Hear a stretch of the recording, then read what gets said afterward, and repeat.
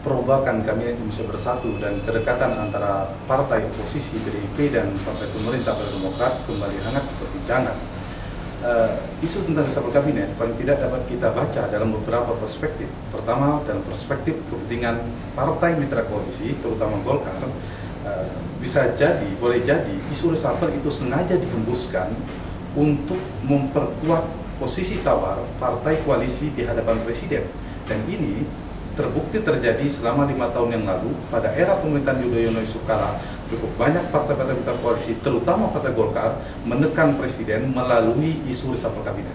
Yang kedua, boleh jadi juga ini kita baca dalam perspektif kepentingan Partai Demokrat. Jelas, Partai Demokrat punya kepentingan untuk menghembuskan isu reshuffle dalam rangka untuk menggertak Partai Golkar yang belakangan ini cukup keras dalam koalisi. Nah, kedekatan atau isu reshuffle dan kedekatan antara Partai Demokrat dan PDIP ini bisa menjadi faktor atau alat amunisi bagi Partai Demokrat untuk menggertak Golkar. Kemudian ketiga, kita juga bisa membaca isu reshuffle ini dalam perspektif kepentingan partai oposisi PDI Perjuangan. PDIP sebagai partai oposisi itu jelas memiliki kepentingan, katakanlah, untuk memperluas optimalisasi kekuasaannya dan akses ekonomi politik agar masuk dalam pemerintahan. Apalagi belakangan ini kita tahu beberapa belasan politisi PDIP itu terancam menjadi tersangka dalam kasus hukum. Nah, ini juga saya kira bisa kita baca dalam perspektif kepentingan partai oposisi. Kemudian keempat, kita juga bisa membaca isu reshuffle itu dalam rangka kepentingan pemerintah, yaitu sebagai strategi pengalihan isu.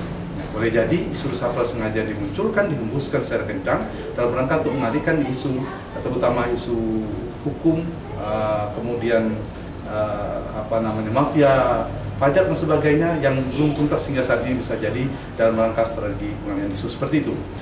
Namun paling tidak dalam kondisi seperti ini, bagaimana Presiden Yudhoyono untuk menentukan siapa, untuk memilih kawan koalisi, terutama Partai Golkar, ada kecenderungan akan meningkatkan eskalasi tingkat oposisi atau politik dua kaki Partai Golkar. Satu sisi tetap berkoalisi dengan pemerintah, tapi di sisi lain akan memperkuat oposisi yang parlemen.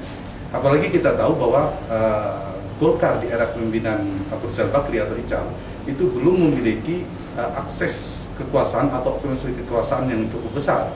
Benar bahwa Ical adalah ketua harian sekretariat gabungan koalisi, tetapi dengan posisi itu saya kira manuver Golkar untuk melakukan mempengaruhi pemerintahan tampaknya belum kuat. Nah, ini bisa jadi paling tidak bagi Golkar di era 5 tahun yang lalu, di era Yusuf Kala dan SBY, itu akan diterapkan lagi untuk meningkatkan posisi tawarnya, untuk meningkatkan atau menambah jumlah kursi di kabinet.